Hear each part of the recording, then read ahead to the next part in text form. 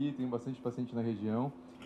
E hoje, esse momento para a gente poder, na verdade, é um bate-papo para trazermos a luz a uma discussão que hoje cada vez mais ganha espaço, né? Então, quando a gente fala sobre performance, hoje, na cabeça da maior... Quase caio aqui. Então, hoje, quando a gente fala em performance, cada vez mais a gente tem alguma ideia um pouco distorcida, um pouco destoada do que é real. Assim, né? Então, cada vez mais as pessoas buscam na saúde um ponto mais imediatista, né? Então, querem um resultado mais rápido. E o que a gente traz aqui hoje para vocês é talvez algumas quebras de paradigmas e algumas mudanças de conceito. Então, hoje, na verdade, nosso maior propósito é a gente poder cuidar da população que hoje movimenta o Brasil. Então, por que a gente entende que a população do agro hoje é tão impactante, né, para o nosso país? Porque o agro hoje é o coração que move o país. Então, para a gente poder manter o coração do país saudável, nossa ideia é a gente criar soluções que atendam às especificidades dessa população. Porque, claro, dentro de cada grupos ou cada grupo de profissões tem as suas especificidades em relação à rotina, em relação a disponibilidades, em relação, como o Juan falou, às fases cíclicas, né?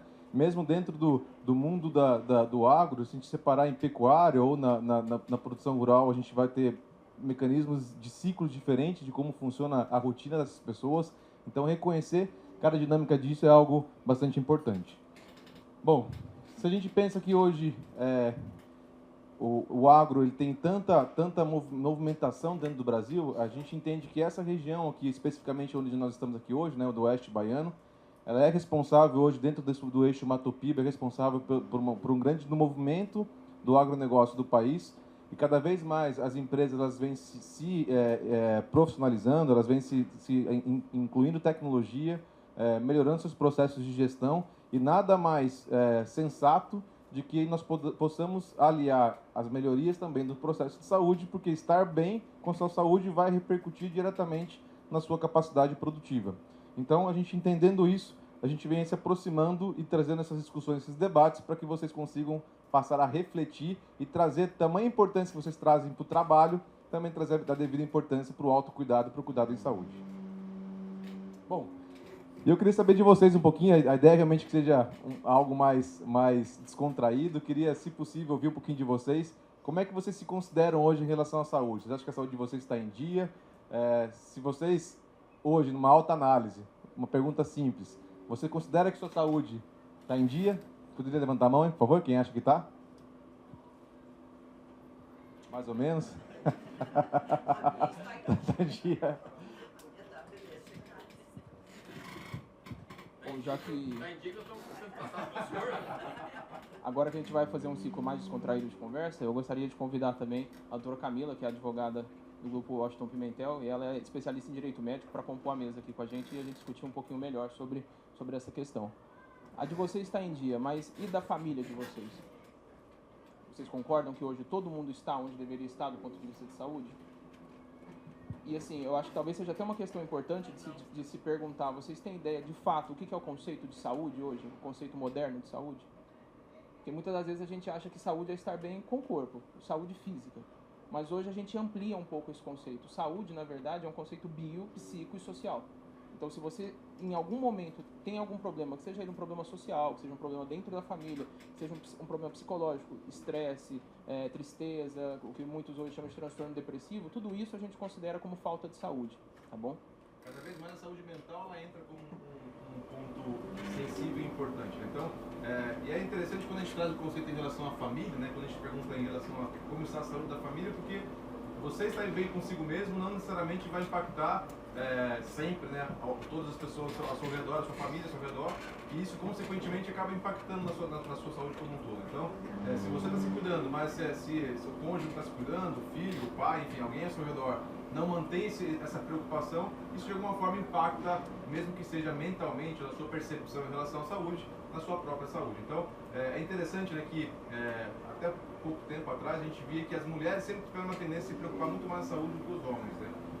Hoje eu fico até contente de ver que aqui na plateia está quase dividido 50% a 50%, o que é raro, né? Hoje quando a gente vai falar sobre saúde, as mulheres sempre são as pioneiras, sempre são à frente de fato, e os homens um pouco mais reticentes sobre discutir esse assunto. Então, Quando a gente pensa em trazer esse debate sobre saúde, obviamente que a gente tem que falar sobre performance. Então, para você performar em saúde, hoje quando a gente está falando em alta performance, quando a gente fala, por exemplo, vou entrar para fazer minha fase de colheita agora. Tem o pessoal aqui que está colhendo algodão agora. Antes de entrar na fase da colheita de algodão, antes de entrar na fase da colheita do algodão, tem todo um preparativo, correto? Então a gente vai lá fazer uma revisão no trator, vai ver como é que está a colheitadeira, vai entender como é que está a organização do trabalho dos seus funcionários, tem todo um preparo, um planejamento para que a gente consiga ter a melhor performance e a melhor produtividade possível. Ao mesmo tempo, às vezes a gente se esquece de que essa performance da produtividade, nós também temos que estar bem conosco mesmo para que possamos impactar e sejamos bastante produtivos. O grande erro conceitual hoje é que quando a gente fala em alta performance, hoje na medicina, e é uma pena isso, né, cada vez mais por um aspecto comercial, as pessoas querem trazer um resultado bastante imediatista, né? Então, hoje oferecem medicações e soros milagrosos, tem alguns chips com implantes hormonais com concentrações arbitrárias e absurdas, tem propostas de embelezamentos que são a todo custo, que acabam às vezes impactando negativamente na saúde do paciente. Então, tudo hoje sem equilíbrio acaba de alguma forma impactando negativamente e hoje é vendido como alta performance, como resultado mais imediatista para a saúde desses nossos pacientes. E hoje, para a gente poder trazer um pouco dessa discussão, é muito importante também fazer esse paralelo em relação ao conceito, né? Da mesma maneira que hoje nós temos um planejamento, um preparo, tudo bom? Fique à vontade. Da mesma maneira que hoje a gente tem um planejamento, um preparo para entrar numa fase complexa e desafiadora do nosso trabalho, que é o plantio ou a colheita, ou ano passado, por exemplo, teve que fazer plantio, replantio, não chovia, enfim, todo esse estresse, esse momento que é um momento desafiador, estar bem e equilibrado com a saúde é algo que é muito importante. E da mesma maneira que a gente vai fazer a revisão dos nossos equipamentos, fazer a revisão do nosso corpo vai ser algo que vai impactar diretamente. Um dado que é muito importante ser dito aqui, que é um levantamento do Senar do Ceará, que ele levantou alguns motivos de o real estado da saúde do homem do campo nesse momento. E foi visto que, na verdade, até pouco tempo atrás, e assim, não estamos discriminando entre faixas dentro do agro, seja pecuária, seja, enfim, qualquer outra, que nós temos uma grande dificuldade de procurar saúde preventiva. O homem do campo geralmente busca depois de doente, tá? Essa é uma estatística. Então, esse é um problema muito sério, porque, por exemplo, eu vou trazer uma situação para vocês. Chega a época do plantio, ou seja, ou da colheita, e vocês têm algum tipo de condição, e assim, acreditem, a maior parte das condições a qual o paciente vai ao hospital, elas são evitáveis, tá? Poderia ter sido evitado que fosse internado e até mesmo que ela tivesse ocorrido. Mas, por exemplo, se você vai internar, a média hoje de internação de um paciente no hospital de ponta é de 7 dias. Se isso acontece no intervalo crítico, como é esse de plantio, de colheita, enfim, entre safras, qual seria o impacto disso na produção de vocês? Você imagina vocês como cabeça pensante, ter que no meio do plantio, ter que parar 7 dias, uma semana, e aí hoje alguns dos meus pacientes já tiveram, por N motivos, momentos que tiveram que se afastar de uma maneira quase que obrigatória, né, de alguma fase dessa mais crítica, e o telefone não parava, e aquele estresse, aquela cobrança, e tentando falar com o funcionário, a dificuldade do gerente poder responder as demandas de tempo imediato, então a ausência impacta diretamente e obviamente impacta em toda a produção, toda a cadeia produtiva da empresa de vocês. Então, entendendo dessa necessidade, claro que hoje nós trabalhamos, acho que alguns de vocês já conhecem o nosso trabalho da Amplex, a gente tenta ao máximo trazer as medidas preventivas em relação à saúde. Então, conhecemos de fato a saúde dos nossos pacientes, entendemos quais são as metas que cada um tem que cumprir e se porventura há necessidade de internação, obviamente a gente tenta ao máximo reduzir o tempo de internação, claro, respeitando as complexidades de cada paciente, mas para vocês terem uma ideia, enquanto os hospitais hoje, quando os hospitais de ponta tem uma média de 7 dias de internação, no ano 2023 nós tivemos uma média de tempo de internação de 3 dias e meio, 50% de redução. Claro, tentando sempre ao máximo evitar a internação, mas se porventura ela acontece, tentar ao máximo trazer agilidade para devolver o mais rapidamente possível vocês para a vida e para a rotina habitual. E aí, falando um pouco sobre prevenção e sobre algumas ações que vão impactar diretamente em nossa performance, existe essa publicação, ela é da Sociedade Americana de Cardiologia, chama-se Life Essentials 8. Então, são os 8 passos fundamentais para reduções de risco cardiovascular, para redução de complicações que vão impactar diretamente nas suas condições de vida e vão impactar diretamente na sua performance. Claro que esses 8 passos eles são eixos essenciais, são eixos básicos que, tomando as devidas necessidades em cada um desses braços, a gente vai conseguir de uma forma efetiva trazer alta performance em relação à saúde de vocês. O primeiro passo é em relação aos cuidados dietéticos. É claro que o que nós alimentamos, a maneira como nós comemos, o que a gente ingere dentro do nosso organismo impacta diretamente, seja nas nossas taxas metabólicas, seja em ganho de peso, seja em qualidade daquilo que a gente está ingerindo para que seja disponível para a constituição de músculo, para a constituição do nosso sistema imunológico. Então tudo isso está diretamente correlacionado nas questões dietéticas. Hoje, cada vez mais, isso a gente conversa muito em consultório, em momentos de bate-papo sobre saúde, aquelas dietas que são extremamente restritivas ou que são extremamente radicais, elas têm pouco potencial de durabilidade. Então, às vezes o paciente vem numa demanda, eu quero perder um peso mais rápido, quero estar bem para determinado evento, para determinada necessidade pontual, e faz às vezes algumas dietas que são extremamente radicais, né? A durabilidade disso, a longo prazo, ela é extremamente pequena. Então, tudo que de mudança de cultura, a gente consegue ter de fato um prolongamento desse conceito. Então, cada vez mais a gente traz essa discussão, especialmente com nutricionistas profissionais da área da nutrição, para que a gente consiga, dentro da nossa rotina, entender quais são as nossas principais necessidades, quais são as nossas principais limitações. Então, às vezes, eu sou um cara que viaja muito, é um cara que dificilmente consegue se alimentar em casa com uma comida que seja mais conhecida, o modelo de preparo. Então, como que a gente vai conseguir se adequar dentro dessa rotina de alimentação para que ela impacte positivamente na nossa constituição corporal? O segundo passo, que é algo muito importante, que hoje cada vez mais a gente valoriza, é a questão do sono. E eu queria saber que hoje, de vocês, podem levantar a mão, quem considera que tem um sono dos anjos, um sono perfeito aí, por favor.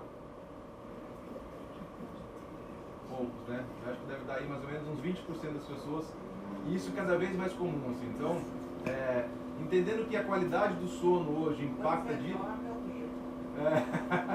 Não, ele dorme e a senhora acaba não dormindo, né? Mais ou menos uma faixa de quantas horas por noite vocês dormem? Vocês acreditam assim que o suficiente para vocês descansar? 12 horas.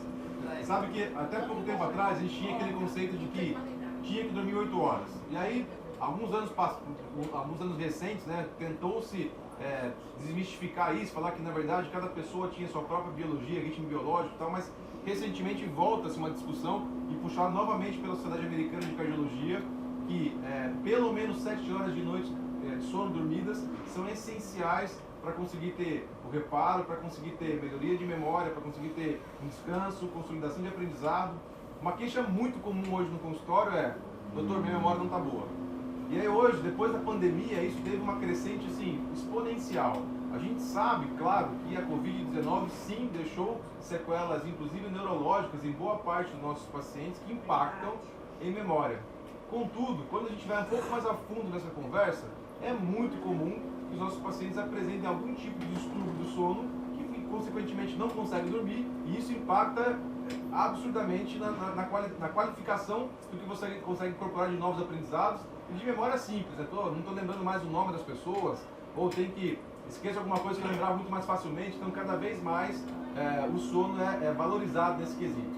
E aí, além dessa questão das horas dormidas, a qualidade do nosso sono é algo muito importante.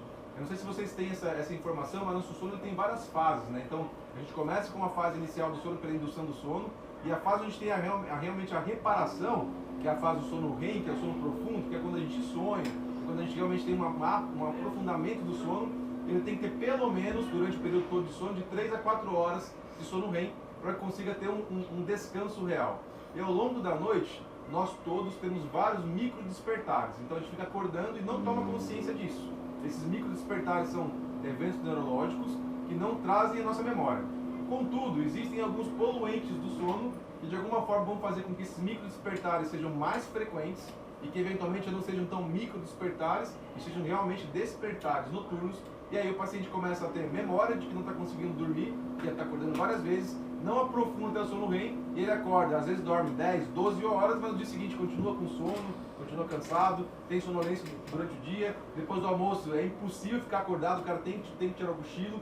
Então tudo isso é uma repercussão de que o sono não foi bem trabalhado. Quem aqui não vou perguntar quem, mas quem conhece, ou quem está junto de alguém que ronca, né? A dona Ana até acabou expondo a situação, mas o ronco, na verdade, ele é um grande sinalizador, né? O ronco é um grande sinalizador de um poluente importante, que é a apneia do sono. Então, o episódio de apneia do sono, que são as pausas respiratórias durante a noite, elas fazem com que, a hora que a gente está lá respirando, vai aprofundando o sono, e de repente eu paro de respirar. A hora que eu paro de respirar, minha oxigenação do corpo despenca, minha saturação de oxigênio cai, o cérebro entende, fala, opa, esse cara não está respirando, eu preciso acordar ele para ele poder respirar. E é a hora que ele faz daquele susto, aquela remexida para tentar respirar novamente. E isso o paciente nunca consegue aprofundar o sono REM, que é o sono que realmente vai fazer a reparação. Tamanha importância desse quesito é que ele impacta não só na sua qualidade de disposição no dia seguinte, mas impacta no nosso sistema imunológico, ou seja, na capacidade de combate e prevenção de doenças infecciosas, impacta na questão do ganho de peso, então dificulta, quem tem apneia de sono mal dormido, dificulta na perda de peso e controle de peso, impacta nas questões hormonais, impactando diretamente na performance sexual. Então o sono hoje cada vez mais tem ganhado um espaço da necessidade de termos um olhar atento. E tem um grande poluidor do sono, que é o top 1 de todos, que é o celular, né? Então o celular hoje, ninguém tem paz mais, né? Então o celular fica do lado da cabeceira da cama, vibrando, com luz, fica até tarde mexendo com o celular com luminosidade para os olhos, que acaba estimulando uma glândula nossa, que não deixa você readequar, porque você está no período noturno que precisa dormir. Então tudo isso vai impactar, e aí seu resultado em performance no seu trabalho, na sua vida pessoal, vai ser demasiadamente impactado por essa questão, e por isso que a gente trabalha tanto. Bom, o tabagismo é o terceiro passo, nesses 8 passos, que é muito importante.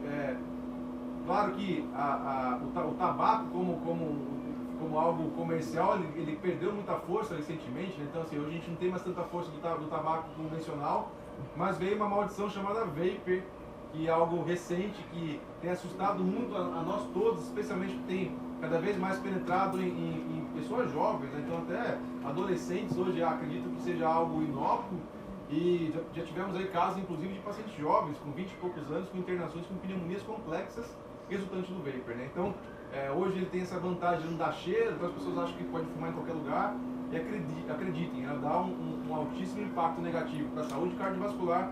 Inclusive saiu um estudo recente que ele tem uma correlação de maior risco de infarto e AVC do que o cigarro convencional. Então, cada vez mais os trabalhos agora vão começar a sair, né? Algo ainda recente, vem sendo estudado, mas se na casa de vocês têm pessoas, filhos, amigos que estão com essa cultura, encarem como uma doença de fato, que também cria uma dependência, e procurem ajuda para que possa parar de fumar. O quarto passo em relação ao controle dos colesteróis, claro que os colesteróis hoje eles são um braço fundamental em relação à prevenção de riscos cardiovasculares. Os colesteróis têm um impacto hoje em aumentar o risco de infarto, em aumentar o risco de AVC, e hoje nem sempre o colesterol está simplesmente vinculado àquela gordurinha da picanha ou à feijoada que comeu no final de semana, mas a gente entende que também tem um metabolismo do corpo envolvido com essa questão. Então, conhecer esse perfil é algo muito importante. Dentre os outros passos finais, a gente salienta bastante a questão do controle da hipertensão arterial, diabetes, que são algo muito importante, e o controle de peso e obesidade. Então, hoje a obesidade é um fator que traz para o Brasil e para o mundo uma situação endêmica, né? Cada vez mais as pessoas estão impactadas pela obesidade e sobrepeso. Tem facilitações como medicações de respostas rápidas, como o Ozempic, agora tem o Mounjaro, que é uma medicação que recentemente foi aprovada, e realmente são grandes mudanças. São grandes mudanças que impactaram positivamente no controle da obesidade, mas tratar o sobrepeso e a obesidade é uma mudança de cultura, é uma mudança de estilo de vida. Bom, e também, como foi dito, a gente sabe que saúde é personalizada. E também, como o alto desempenho foi um item que caiu de forma negativa dentro da medicina, porque personalizado não quer dizer que dá para fazer tudo, mas que ela sim se adequa ao paciente. Então, quando consideramos, por exemplo, uma rotina de um homem do campo, ela é completamente diferente de uma rotina de outro tipo de profissão. Então, quando a gente faz uma jornada específica para o paciente, a gente coloca facilidades e não dificuldades, porque senão a gente perde esse doente. E foi pensando nisso que a gente desenvolveu junto à população que nos cerca, alguns programas que buscam cuidar dessa população de forma mais adequada, de forma personalizada.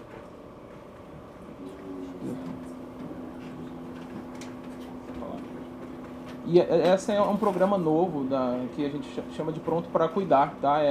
É uma iniciativa nossa que tenta adaptar ao cuidado de seja quem for, seja o homem do campo, seja um advogado, seja um político, seja quem for, dentro da sua realidade. Então, o Pronto para Cuidar nada mais é do que tentar entender dentro da sua casa como você está, assim como a sua família está. Fazendo avaliações com médico, nutricionista, enfermeiro, educador físico. E uma coisa que talvez as pessoas não se pensem tão bem, mas quando vocês viajam hoje, vocês fazem seguro de saúde? Mas vocês já pensaram que quando você vai para algum lugar, você aciona o seguro de saúde, você tem que ir para o hospital. E aí se você for para o hospital, você perdeu um dia. Concorda? Se for só um dia. Alguns perdem a viagem toda.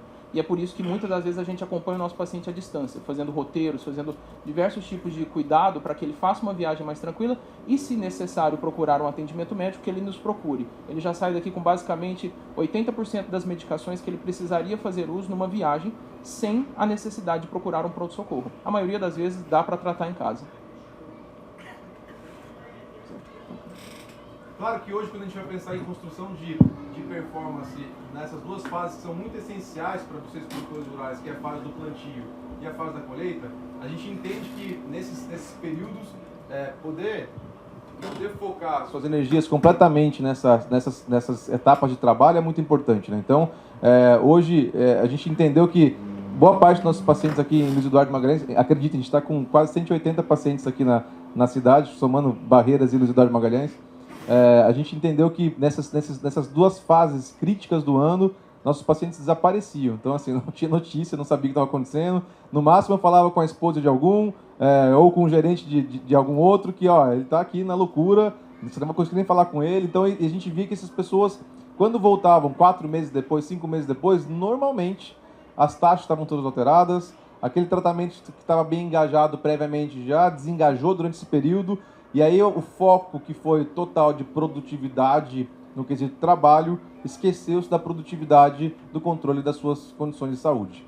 Claro que para que a gente consiga trazer o melhor da monitorização durante essa fase, a gente não quer atrapalhar, a gente não quer de fato impactar para que vocês tenham que se preocupar com algo a mais de maneira extenuante. A gente quer realmente que vocês tenham o mínimo de atenção para que a gente consiga acompanhar e guiá-los durante essas duas fases críticas do ano, para que ao final vocês continuem bem fisicamente e que ao longo do percurso vocês não precisem fazer pit stops ou paradas ou para uma internação, para alguma intercorrência, para que consiga concluir todas as suas funções com bom resultado. Então, claro que a gente tenta sempre ao máximo circundar as pessoas que estão ao seu redor. Então, hoje nos casais eu sempre foco bastante na esposa. As esposas sempre são figuras fundamentais, elas são realmente estratégicas, porque são as pessoas que normalmente se preocupam em cuidar um pouco melhor da saúde, em cuidar da família. Então, esse quase que um instinto maternal, né? Ele é algo que é muito valioso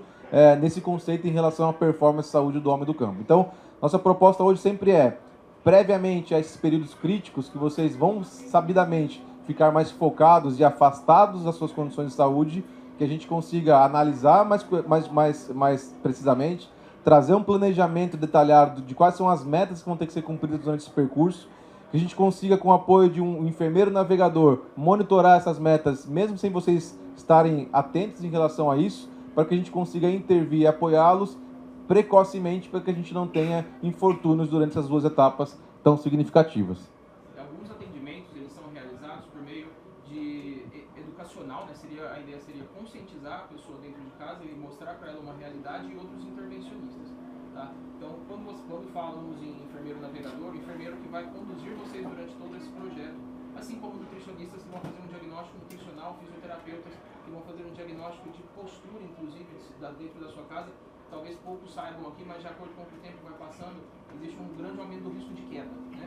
E queda hoje, a partir dos 70 anos, é uma das principais causas de hospitalização por fratura. Então esse é um ponto muito importante de intervenção. Às vezes o paciente vai até o consultório, a gente fala e prescreve uma série de situações, medicações, treinamentos, porém dentro da casa dele a gente não conhece. Os riscos geralmente estão dentro da casa, no ambiente de trabalho, tá? Então, seria uma avaliação educacional e intervencionista. Nós temos, como eu disse para vocês, é importante que seja feita uma avaliação nutricional dentro desse contexto. Hoje, até 20% do colesterol pode ser reduzido apenas pelo controle da sua alimentação. associada à atividade física, associada a... E, gente, é importantíssimo que vocês saibam disso, que nem toda caloria é igual. Às vezes as pessoas procuram comer alguma quantidade reduzida de caloria, mas não se importam com o que está comendo de fato. E quando você come, por exemplo, uma quantidade menor de proteínas, muitas vezes a gente identifica como se o problema fosse a carne, digamos assim, essa pessoa passa a produzir menos músculo. E assim ela cai mais. Então está tudo correlacionado. Como eu disse, a educação física, fazendo um planejamento específico de treinamento para cada um, para que cada um saiba o que pode, o que não pode fazer, o que é uma meta, quanto tempo de exercício deveria ser adequado por semana, o que é, por exemplo, muita gente gosta de falar que faz caminhada, mas caminhar quanto é de fato um exercício físico? A partir de quanto que você está caminhando, que você está de fato treinando o coração? Uma caminhada de shopping não treina o coração. Uma caminhada na rua, com uma certa velocidade, treina se a gente tiver um controle adequado da frequência cardíaca.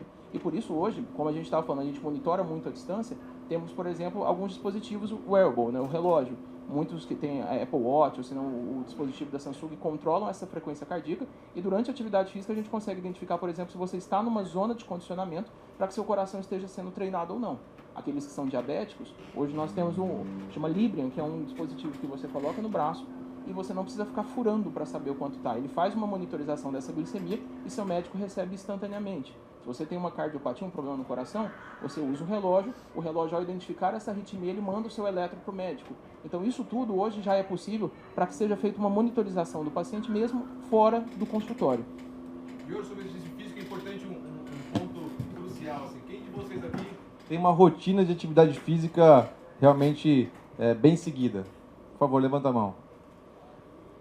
Dessas pessoas, são poucos, né? Dessas pessoas que praticam exercício físico regularmente, quem faz pelo menos meia hora de segunda a sexta, ou pelo menos 1 hora, 3 vezes por semana? Okay. Uns 30%. Por que eu estou falando em relação a tempo, né? Hoje, quando a gente pergunta sobre exercício físico, a gente já tem hoje recomendações e metas para isso. Então, segundo a Sociedade Americana de Cardiologia, a Sociedade Brasileira também segue a mesma recomendação. Pelo menos 150 minutos semanais de exercício físico começam a gerar impacto na saúde cardiovascular e na sua performance em relação à resposta do seu sistema imunológico, do ganho de músculo, da prevenção de doenças. Contudo, esses 150 minutos não bastam de ser atividades totalmente não programadas, né? Então, entendermos qual é a composição desse exercício físico é fundamental. Musculação, por exemplo, cada vez mais reconhece o benefício da musculação. Meu mestrado foi no impacto cardiovascular do exercício físico. E a gente via que quanto mais a gente tem tecido muscular, quanto mais robusto é o nosso tecido muscular, melhor a nossa capacidade circulatória e, consequentemente, melhor são nossos controles metabólicos, controle de hipertensão arterial, dentre outras condições cardiovasculares. E às vezes a pessoa imagina, né? Poxa, mas é tão chato ir para a academia, ficar puxando ferro e tal. Mas cada vez mais a gente tem outras alternativas. Então tem exercícios isométricos, tem a possibilidade de fazer programas bem direcionados para que você condicione a sua musculatura. E agora, recentemente, em março desse ano, teve um dado mais recente que para nós homens fica até um pouco mais complicado, que realmente para mulher 150 minutos começa a ser suficiente, mas viu que para homens pelo menos 300 minutos é o dobro da necessidade. Então a gente tem que suar a camisa literalmente para que a gente consiga atingir os benefícios cardiovasculares do exercício físico. Então, para aqueles que não têm ainda uma rotina, e o Juan falou sobre os passos, né, eu gosto de fazer caminhadas, saiu um trabalho recente, inclusive no Japão, falando sobre 10 mil passos diários e o quanto que isso impacta na sua saúde cardiovascular. A grande maior parte dos dispositivos celulares hoje e dos relógios, eles fazem a contagem de passos. Né? Então comecem a acompanhar e coloquem uma meta diária para vocês. Acho que essa semana agora, quem está aqui na feira, facilmente vai bater os 10 mil passos, que tem muita coisa para conhecer. Mas na sua rotina do dia a dia, né, escritório, sentado no computador e tal, o quanto que a gente realmente consegue destinar de atividade física. E é importante a gente separar o que é atividade do que é exercício, são conceitos distintos. Ser ativo não significa que você se exercita, né? Eu até brinco que minha mãe falava, nossa, não sei por que eu não paro em casa aqui, sempre fazer alguma coisa e tal, mas é difícil perder peso. E o quanto que você realmente suou a camisa, o quanto que você destinou de tempo para o exercício físico programado.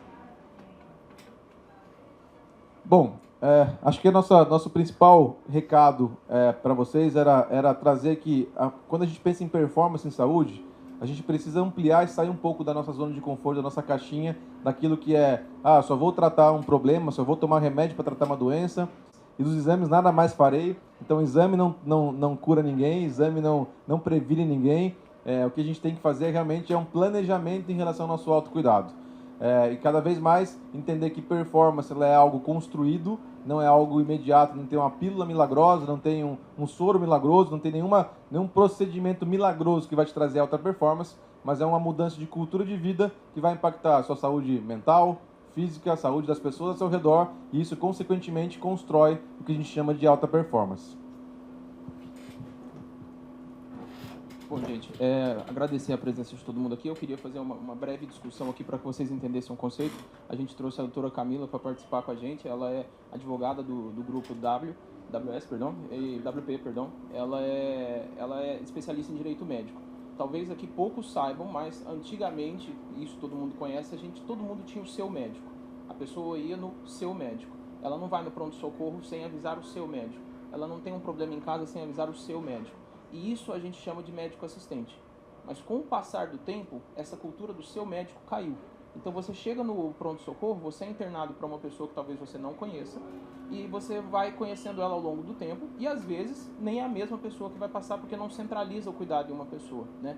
Inclusive, isso eu acho que é muito importante a gente conversar, a maioria das vezes o que acontece quando você tem um problema, principalmente a nível judicial na medicina, seria falta de contato. Grande parte dos casos acontecem por falta de contato.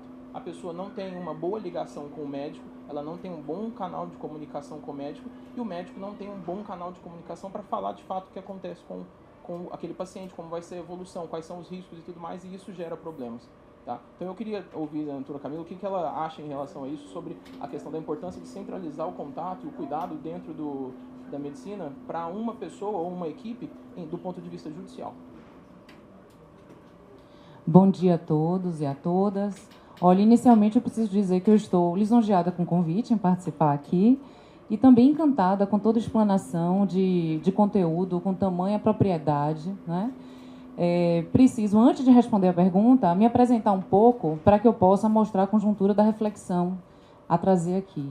Eu sou advogada em direito médico, eu defendo médicos, tanto no Poder Judiciário quanto nos Conselhos Regionais de Medicina e Conselho Federal de Medicina, mas eu sou professora também da Faculdade de Medicina da Universidade Federal da Bahia.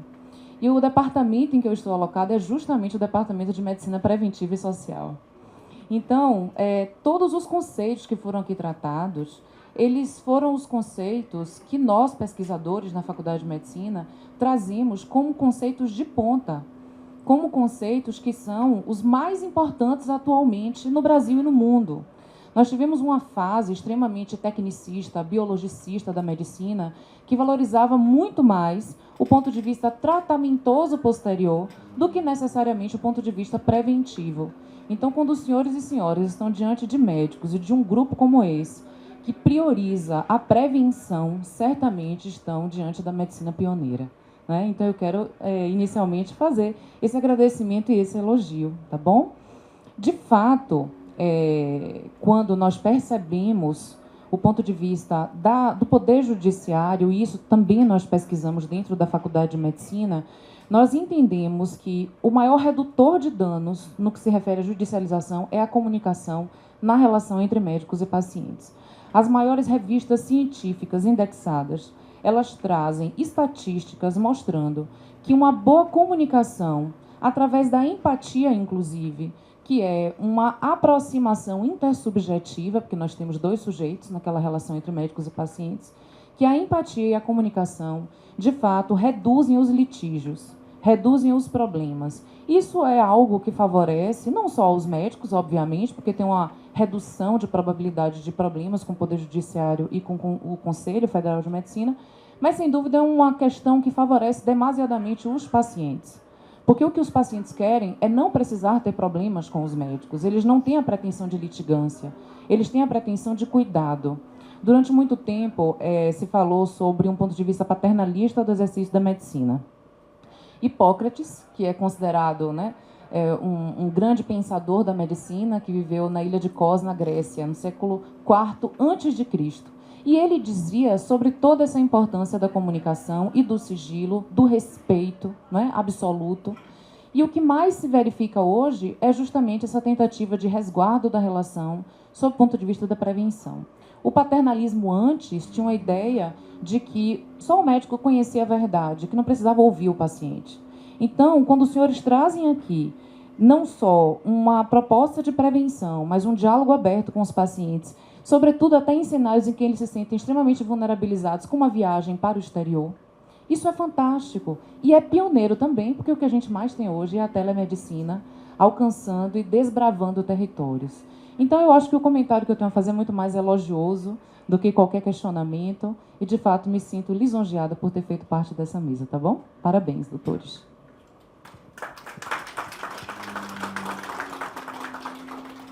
Muito bom, pessoal. Queria agradecer a presença de cada um de vocês aí. Primeiramente, aos meus pacientes queridos aí, que eu tenho a honra de poder cuidar de vocês, da família de vocês. Então, sempre uma honra. Obrigado pela presença, pelo prestígio. Para aqueles que eu ainda não conhecia, foi um grande prazer poder estar aqui com vocês. Eu só queria tirar, se for possível, posso sentar aqui e tirar uma foto, pega todo mundo, é possível? E lembrá-los que sempre que vocês pararem para pensar em saúde, em cuidado, em se prevenir, a gente vai estar sempre à disposição de vocês, mas sempre se atentem isso é um apelo, na verdade, a respostas milagrosas, a propostas de vendas de alguma coisa que possa fazer uma grande revolução do dia para a noite. Desconfiem dessas propostas, desconfiem das soluções, que na grande maioria das vezes elas são mais deletérias do que benéficas, tá bom? Muito obrigado pela presença de vocês, valeu!